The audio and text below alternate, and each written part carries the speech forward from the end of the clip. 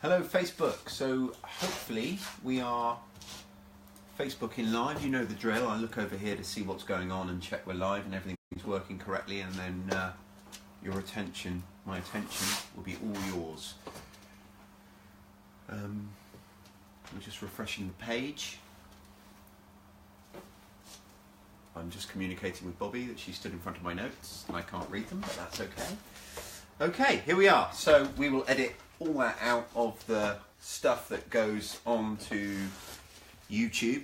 All of these are available on YouTube.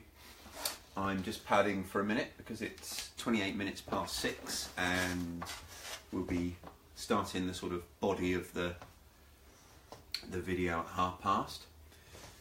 So far we've discussed in this series called What Your Builder Doesn't Want You to Know.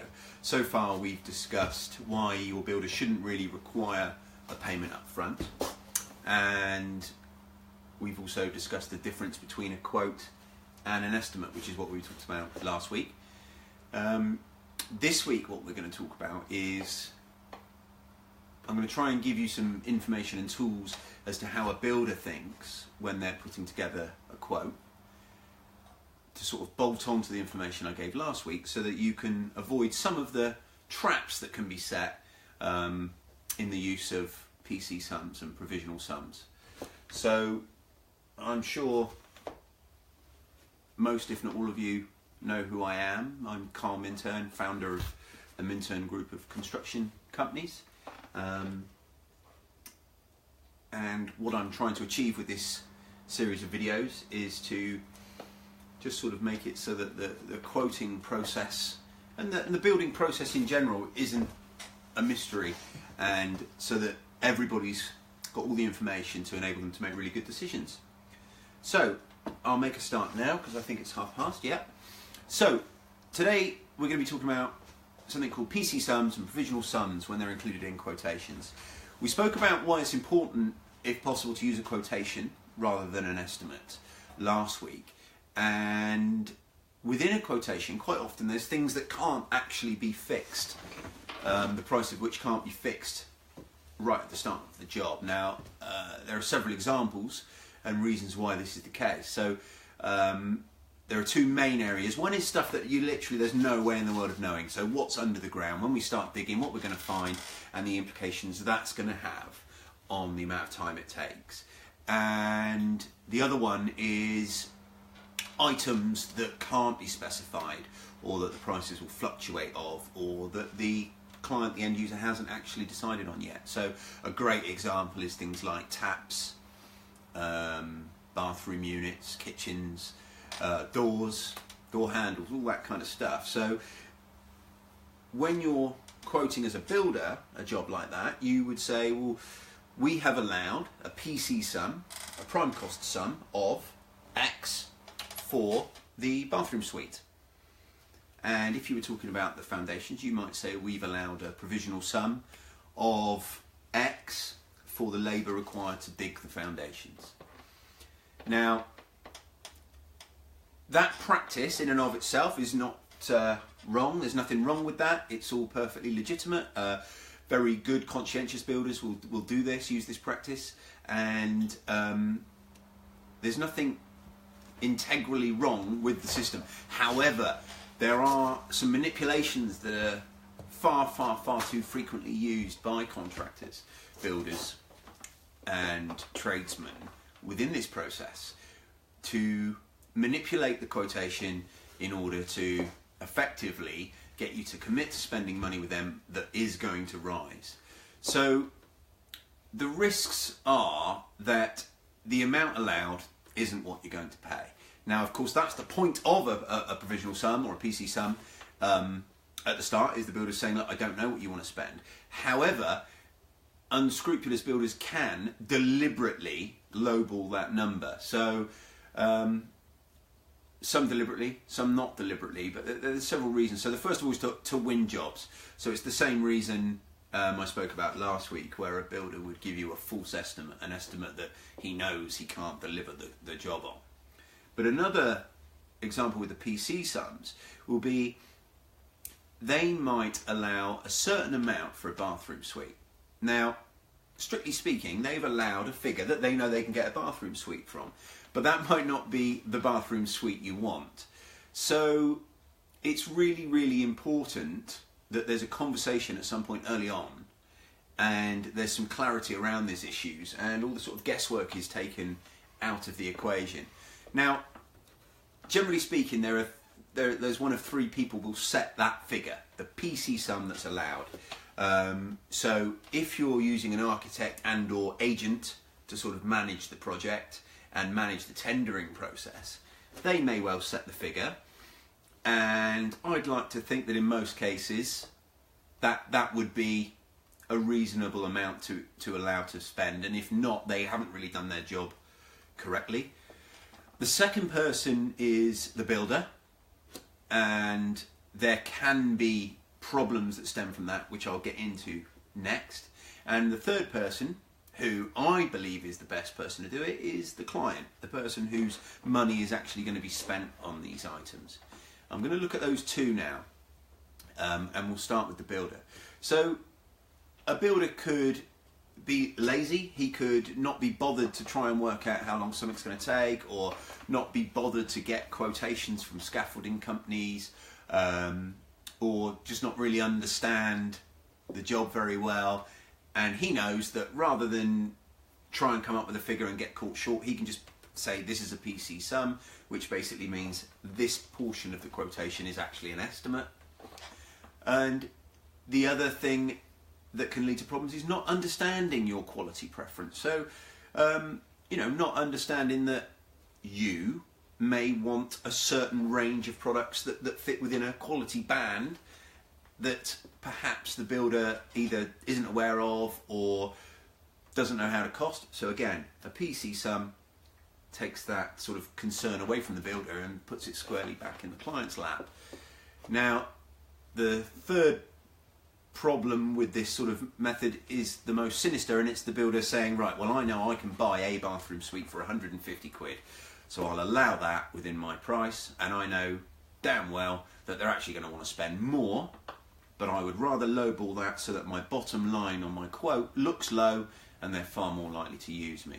So if that all seems a little bit complicated, I'll try and explain it. The reason I've pulled the computer up here is I've got an example.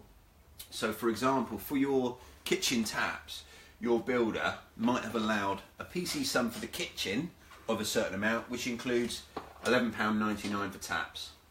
And he can quite legitimately say, I can source your kitchen taps for £11.99.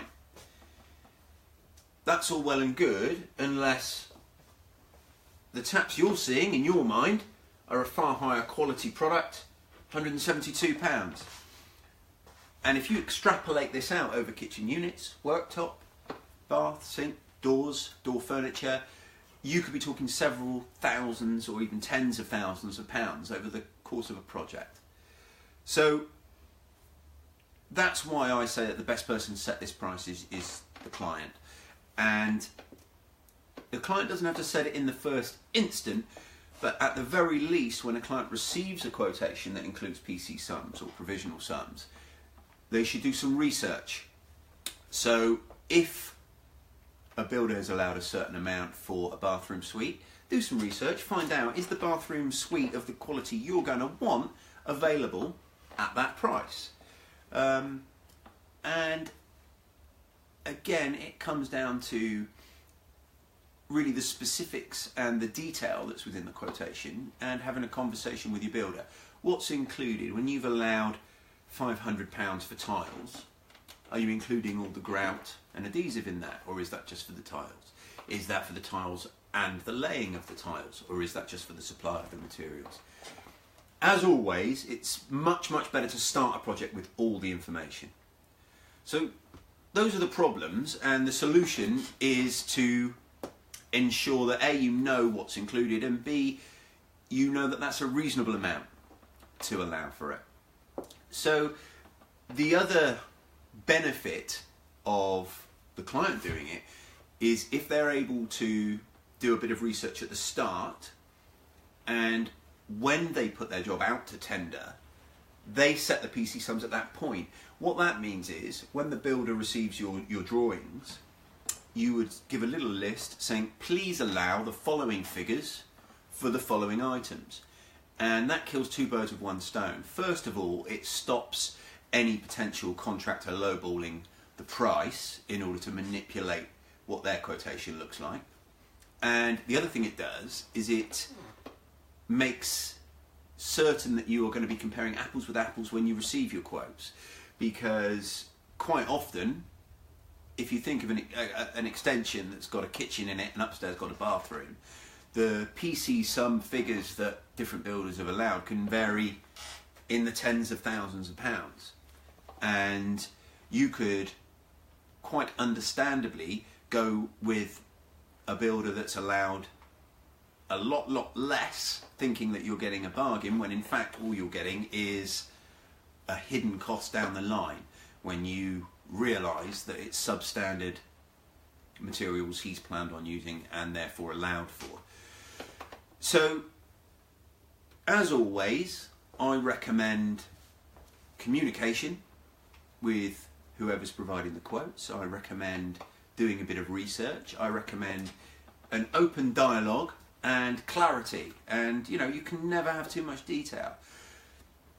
There's one last thing I wanted to very quickly touch upon, which is a lot of people think, well, I'll get round this issue by specifying a certain product, or I'll get the builder to specify a certain product. But this can be equally problematic, because particularly if the builder specifies a certain product. So if he says, I will allow for Frank 115.0049.990 taps, and you do your research, so well, that's brilliant, you know, they're a really good quality tap, £172. When I get to that point, that will be my budget. Well, think again, because he might, when you come to decide on your tap, say, well, no, I'm not paying that. I have a guy who has 5 of them surplus and he was selling them to me for £20 each. These are rare circumstances, but they do happen. And sometimes quite legitimately, a builder may have surplus stock from another job, and if he puts in his quote that he's allowing a certain type of product, don't just assume that that's going to be interchangeable with another product of the same value. So, as I said last week, and as I will always say, be clear, be upfront, open that dialogue with your builder, make sure you know what everything in the quote means, and make sure that all the details there, and don't be scared of asking. Any builder that doesn't want to answer your questions, I mean, I probably don't need to finish the sentence. Is that a builder you want to be working with? So yeah, be clear, be upfront, do your research, and if possible, drive the train. You be the one saying, this is what I want people to allow. That way, there's no unexpected consequences down the line, and you end up paying more than you thought you were going to. So, quite a short one this week. That's pretty much all I've got. Next week we're going to be talking about consumer rights and how they relate to your contract with a builder, how they relate to quotations, how they relate to estimates, how they relate to verbal contracts, and what your rights are in terms of seeking recourse with a builder if that should come up as an issue for you. As always, please like, share and subscribe. If you're watching on Facebook, a slightly edited version will be available on YouTube very soon. If you're watching on YouTube, please check out our other videos on Facebook. If you found this useful, please tell your friends, and if you haven't, please tell me and what it is you would like to see us talking about. So that's it. This is Carl Minturn saying thank you very much and see you next week.